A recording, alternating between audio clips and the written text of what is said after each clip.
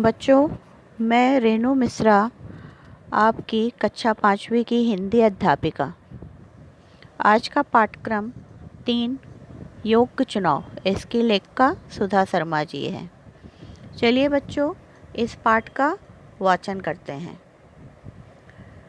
किसी राज्य में राजा मंगल सेन नाम के एक राजा राज्य करते थे। उनके मंत्री का नाम जगत राम था। जगत राम बूढ़े हो चुके थे, इसलिए उन्होंने राजा से विनती की कि उन्हें सेवा से मुक्त कर दिया जाए। राजा ने बोला कि आप अपने जैसा सेवाभावी, ईमानदार और परोपकारी व्यक्ति ला के मंत्री पद के लिए दीजिए, तब मैं आपको सेवा मुक्त कर दूंगा। मंत्री जगत राम ने राज्य में ढिंढोरा पिटवा दिया कि राज्य में नए मंत्री का चयन होने वाला है। जो भी इच्छुक व्यक्ति है वो गुरुवार को 11 बजे राज दरबार में प्रस्तुत हो जाए।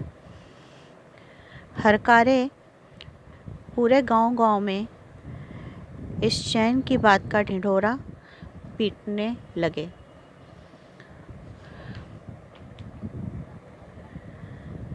चयन वाले दिन राज दरबार की ओर जाने वाले मार्ग पर सुबह से ही नवयुवकों की भीड़ लग गई। सैकड़ों की संख्या में युवक राज दरबार की ओर जा रहे थे।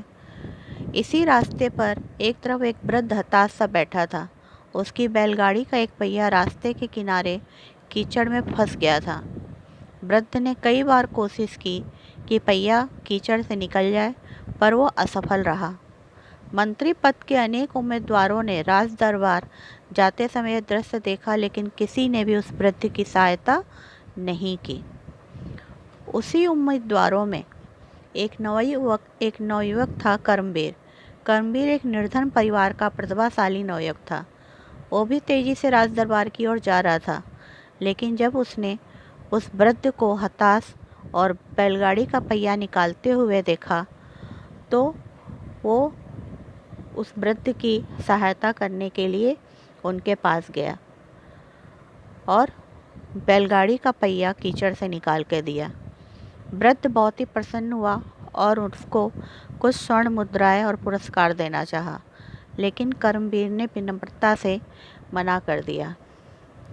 देर हो जाने की आशंका से भागते दौड़ते कर्मवीर दरबार पहुंचा। वो हाँफ रहा था, उसके कपड़े कीचड़ से सने हुए थे। उसे देखकर वहाँ जितने भी उम्मीदवार थे वे सभी उस पर हंसने लगे। तभी वहाँ पर बैलगाड़ी वाला वृद्ध भी वहाँ पहुँचा। वह वृद्ध कोई और नहीं बल्कि वो मंत्री स्वयं जगत राम जी थे।